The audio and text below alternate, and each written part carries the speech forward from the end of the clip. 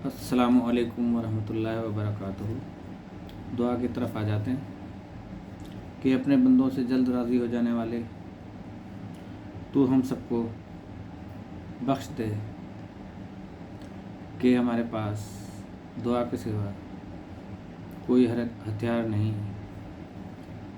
और बेशक तू जो चाहे कर सकता है।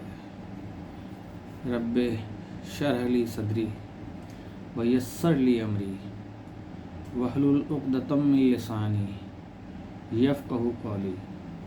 ए मेरे रब, मेरे लिए मेरा सीना कुशादा फरमा दे और मेरी ज़बान की गिरह खोल दे ताकि वो मेरी बात समझ सकें। आमीन। मेरे तमाम नाज़रीन, मेरे सीनियर्स, आज के दिन में मैं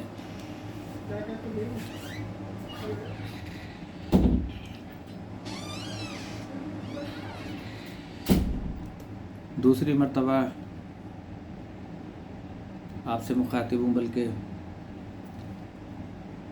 12 बज चुके हैं, दूसरा दिन शुरू हो चुका है। आज बहुत कुछ कहना था, लेकिन सब कुछ आपकी नज़रों के सामने है। कुछ थंबनेल दिखाने थे, उसकी अंदरूनी खबरें जो थी वो कुछ भी नहीं होती उसमें, लेकिन सिवाय टार्चर के जो आवाम को दिया जाता है, वैसे ही खौफनाक उसके ऊपर थंबनेल पे खबरें होती हैं। खुदारा ऐसे थंबनेल ना लगाएं कि जिससे डिप्रेशन या किसी नफ्सियाती बीमारी का शिकार हो। अपने भाइयों पे, बहनों पे, बुज़ुर्गों पे, बच्चों पे रहम करें।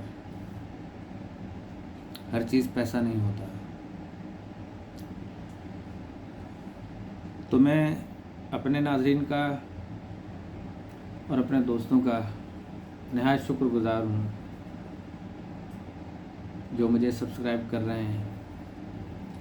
अपने कीमती वक्त में से,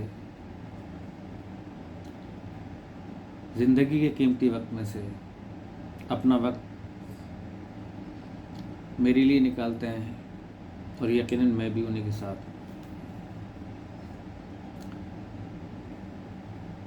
तो गुजारिश यही है कि मेरी गुफ्तगू अगर आपको पसंद आए तो मुझे सब्सक्राइब कर दीजिएगा, लाइक कर दीजिएगा, बेल आइकॉन दबा दीजिएगा। और अब हम दुआ करते हैं अल्लाह पाक से कि 90,000 से कुछ अबव पोलिंग स्टेशन कायम किए गए हैं, जिसमें से 15,000 से ज़्यादा पोलिंग स्टेशन को हसास करार दिया गया है। अफसोस की बात है कि अपने अपने उम्मीदवारों को वोट दे रहे हैं, करीने के साथ दे दें, उनको हसास ना बनाएं ताकि लोग अपने वोट का सही इस्तेमाल कर सकें। आज फिर मेरी गुजारिश यही है कि वोट आपने अपने आप को देना है, और कौम अपना वोट जो है अपने बच्चों के लिए, अपने घर वालों के लिए, अपने मुल्क के लिए दे, और ये कौम की अमानत है। इसका सही इस्तेमाल कीजिएगा कि उम्मीदवार अच्छा हो। जो मैं अपनी पहली गुफ्तगू में अर्ज़ कर चुका हूँ कि उन उम्मीदवारों को आइंदा एज़ पर पास्ट कि जो कुछ माजी में होता रहा आपने नहीं पूछा, अब माशाल्लाह आवाम में काफ़ी जुर्रत और हिम्मत आ चुकी है कि वो अपने उन नुमाइंदों को अपने अपने इलाक़ों में ले जाएं اور دکھائیں اپنی سڑکیں، اپنی نالیاں، اپنی گلیاں، اور جن حضرات نے چھوٹی چھوٹی گلیوں میں بڑے بڑے گیٹ لگا کر اور اپنے گھر کے صحن کو بڑا کیا اور گلیوں کو تنگ کیا کہ ایک رکشہ گزرنا بھی وہاں سے مشکل ہو جاتا ہے، ان سے بھی گزارش یہ ہے کہ وہ بھی عوام کا خیال کریں، اس سے ان کو بھی تکلیف ہوتی ہے۔ اور دوسرا، الیکشن ڈالتے وقت، الیکشن میں ووٹنگ کرتے وقت بہت خیال رکھیے گا اپنا، اپنی بہنوں کا، ماؤں کا، بیٹوں کا، بزرگوں کا، اور کسی ایسی جگہ پہ جانے سے گریز کریں جہاں پہ کوئی ٹینشن آپ کو محسوس ہو رہی ہے، کیونکہ آپ بہت قیمتی ہیں، ہم سب کے لیے، قوم کے لیے، قوم کو آپ کی ضرورت ہے اور آپ کو خود کو بھی آپ کی ضرورت ہے، لہٰذا میری اس گزارش پہ عمل ضرور کیجیے گا۔ تھوڑی سی میں گفتگو کر کے آپ کو آج دل کی شریانیں کھولنے کا علاج انشاءاللہ تعالی بتاؤں گا، اور اس کے علاوہ ایک اور نسخہ شوگر کا انتہائی اچھا اور کارگر ہے، لیکن اس سے پہلے کچھ تشنگی ہے میرے دل میں، میں علماء کرام سے، مفتیان دین سے ایک سوال رکھتا ہوں، بالخصوص مفتی فضل حمدر صاحب جو کہ میرے بہت پسندیدہ ہیں، میں ان کو سنتا بھی ہوں، کمنٹس بھی کرتا ہوں، ظاہر ہے کہ سبسکرائب بھی کیا ہوگا تو کرتا ہوں۔ ان کی گفتگو میں نے آج سنی کہ مفتی صاحب نے فرمایا کہ یہ جو سزا سنائی گئی ہے یہ شریعت کے ساتھ کھلواڑ ہے، یہ ملک کس نام پر حاصل کیا گیا؟ آج پوری دنیا، تمام مسلمانوں کے سامنے پاکستان میں اسلام کے ساتھ جو مذاق کیا گیا ہے، شریعت کے ساتھ جو مذاق کیا گیا اور کھلواڑ کیا گیا ہے،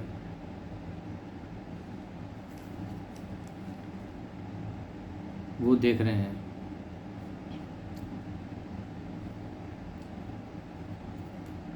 جو سب علماء اکٹھے ہو کر کے، جس میں انہوں نے کہا کہ شیعہ بھی، سنی بھی، اہل حدیث بھی، دیوبند بھی، آج سب متفقانہ طور پر شریعت کے مطابق فیصلہ کر رہے ہیں۔ اگر یہ فیصلے متفقانہ طور پر ہو رہے ہیں تو مجھے بڑی خوشی ہے کہ علماء اور مفتیان دین کسی بات پہ تو اکٹھے ہوئے، اور آئندہ انشاءاللہ بھائی چارگی سے رہیں گے، تکفیریت کے کوئی نعرے نہیں لگائیں گے۔ لیکن آج جو یہ فتوے جاری ہو رہے ہیں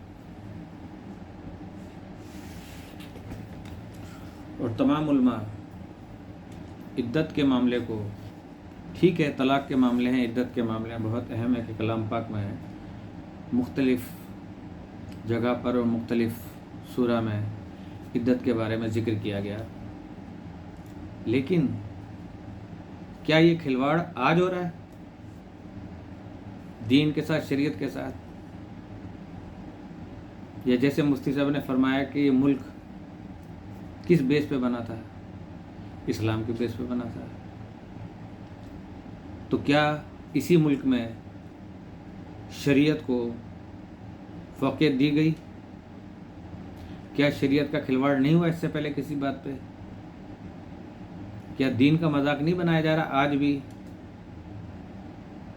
صرف عدت پہ ہی کیوں آپ نے توجہ مرکوز کی؟ اس میں کسی کو بچانا مقصود ہے تو سن لیں کہ یہ کھلواڑ 1400 سال سے مسلسل ہو رہا ہے. اس وقت بھی کسی کو بچانا تھا. یہی وجہ ہے کہ آج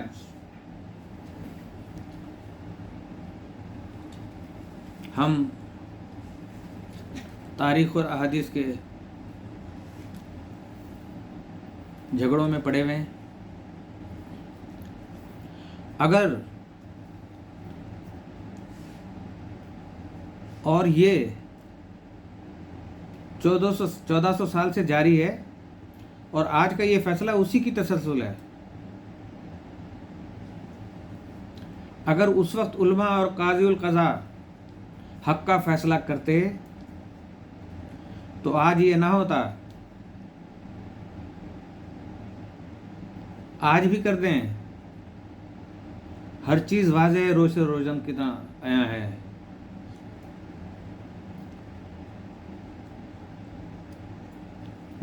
جو آج اللہ تعالیٰ اور رسول کے ساتھ کھلواڑ کیا گیا، بقول آپ کے مت بھولیں اس وقت کی شریعت کو.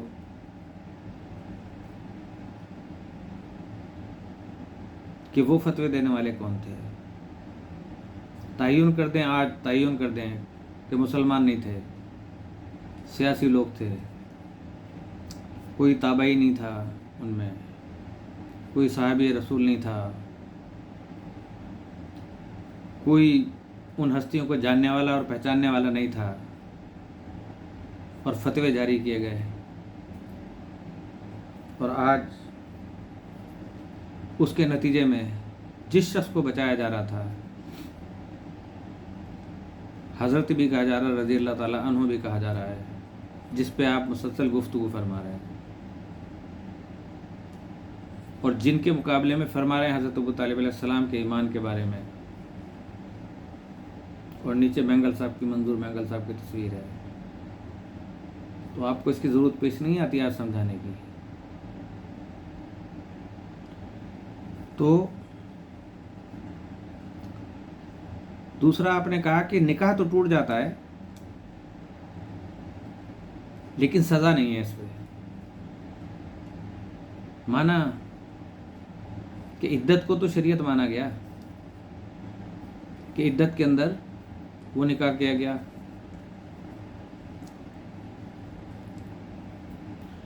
لیکن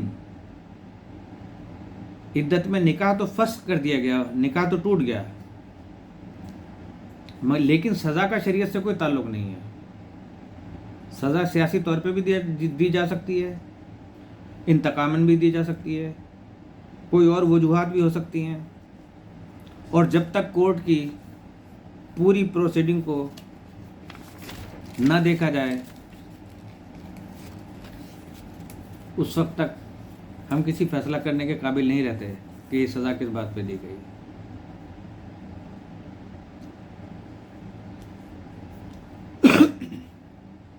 سوری.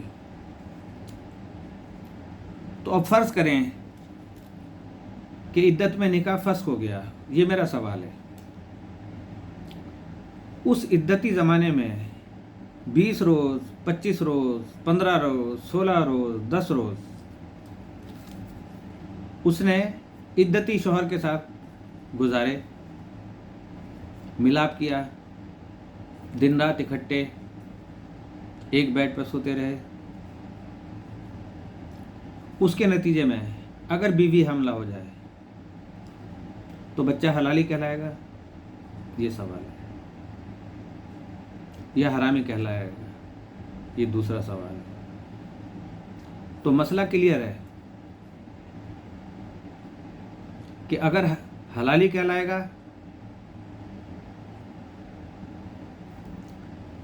تو مسئلہ کلیئر ہے کہ عدت میں نکاح نہیں ٹوٹا. اگر وہ بچہ حلالی کہلائے گا تو اس کا مقصد عدت درست ہے، ان کا نکاح درست ہے، بچہ حلالی ہے ان کا. اس کے بارے میں فیصلہ فرمائیے گا. دوسرا، اگر حرامی ہے تو اس کا مطلب اتنے عرصے وہ کیا زنا کے مرتکب کہلائیں گے؟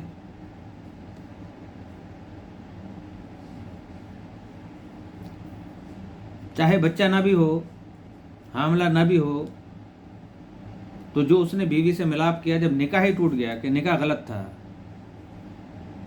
تو اس کا بیوی کے ساتھ سونا جائز ہے؟ اگر جائز ہے تو ٹھیک ہے، پھر عدت بھی نہیں، پھر نکاح بھی صحیح ہے۔ اور اگر وہ ناجائز ہے، اس کی سزا کیا ہے؟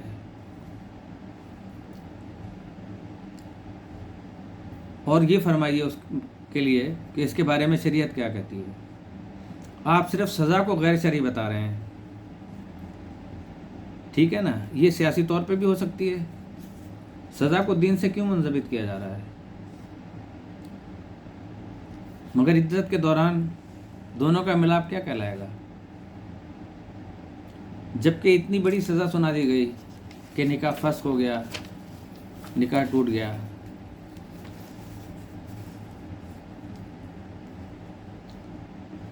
تو اب اگر نہیں ٹوٹا تو ٹھیک ہے، ٹوٹ گیا تو اس دوران جو میاں بیوی کے فرائض انہوں نے انجام دیے، کیا وہ جائز ہیں؟ ناجائز ہیں تو اس کی سزا ہے کوئی شریعت میں؟ کیونکہ دونوں عاقل اور بالغ ہوتے ہیں۔ اور پھر اس بات کو بھی آپ یقینی بنائیں اور یقین دلائیں کہ اسی تناظر میں اگر کوئی اپنی جنسی خواہشات پوری کرنے کے لیے عدت میں نکاح کر لیتے ہیں، کوئی مرد بھی کسی عورت سے کہتا ہے کہ عدت میں نکاح ہو جاتا ہے، دیکھو اس کا نکاح جو تھا وہ ہو گیا تھا، سوالات تو آ رہے ہیں نا دماغ میں،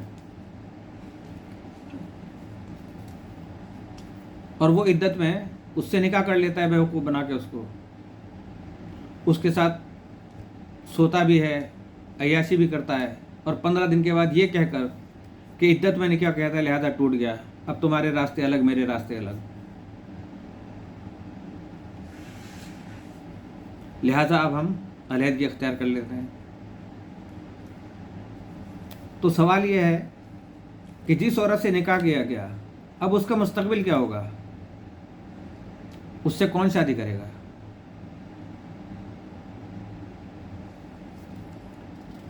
آپ ان جگادری یعنی ان کے ساتھ کون نکاح کرے گا؟ تو یہ میرے چند سوالات ہیں کہ آئندہ اس قسم کا اعادہ نہ ہو،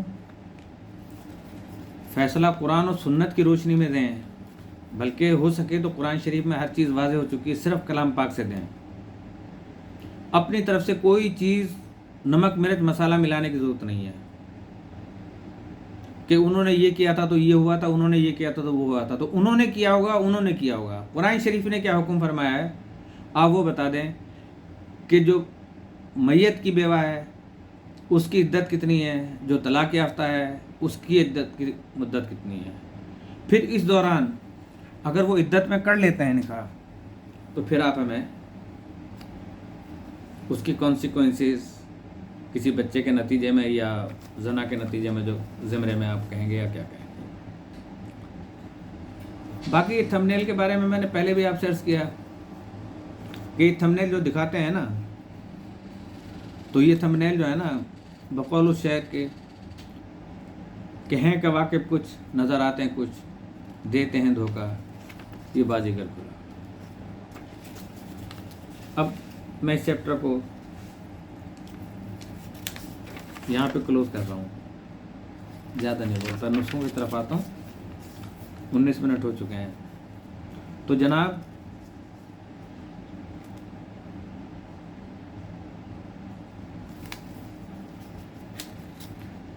کسی شاعر نے کہا کہ دل میں جب درد ہو تو کیا کی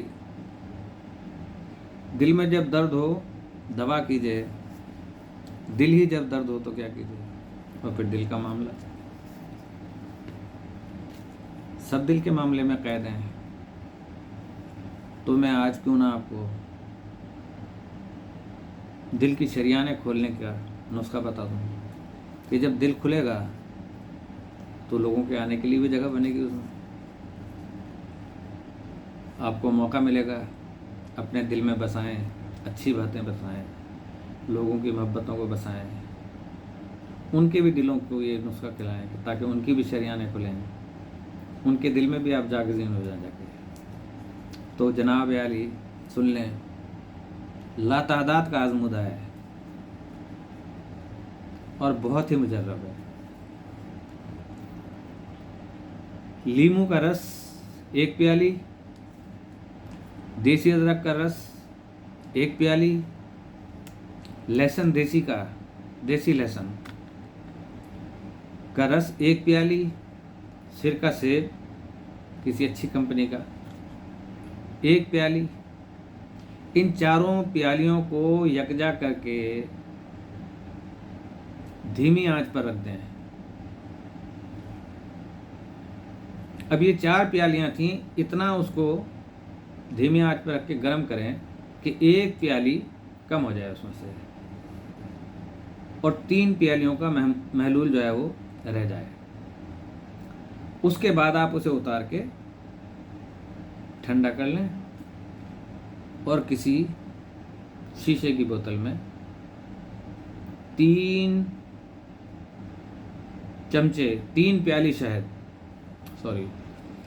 پیالی شہد خالص ملا کر ان سب کو خوب مکس کریں، یعنی ان پیالیوں کے محلول کو اور 3 پیالی شہد کو ان کے ساتھ اتنا مکس کر دیں، اور اس کے بعد اس کو شیشے کی بوتل میں بند کر دیں کہ 2 سال تک وہ کارآمد رہتی ہے۔ خوراک کتنی ہے؟ روزانہ نہار منہ 3 چمچے کھانے والے محلول کو پئیں۔ انشاءاللہ تعالی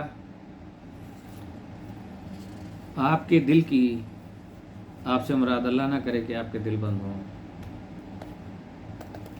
لیکن بیٹے بھی دل بند ہوتے ہیں جنہیں ہم کہتے ہیں اکثر بیٹیاں نور چشم ہوتی ہیں، آنکھوں کا نور ہوتی ہیں، تو انشاءاللہ اسے پئیں، تمام بند شریانیں کھل جائیں گی۔ نمبر 2، جلدی سے شوگر کا نسخہ بھی لکھ لیں۔ 100% یقینی علاج ہے انشاءاللہ تعالیٰ، 100%۔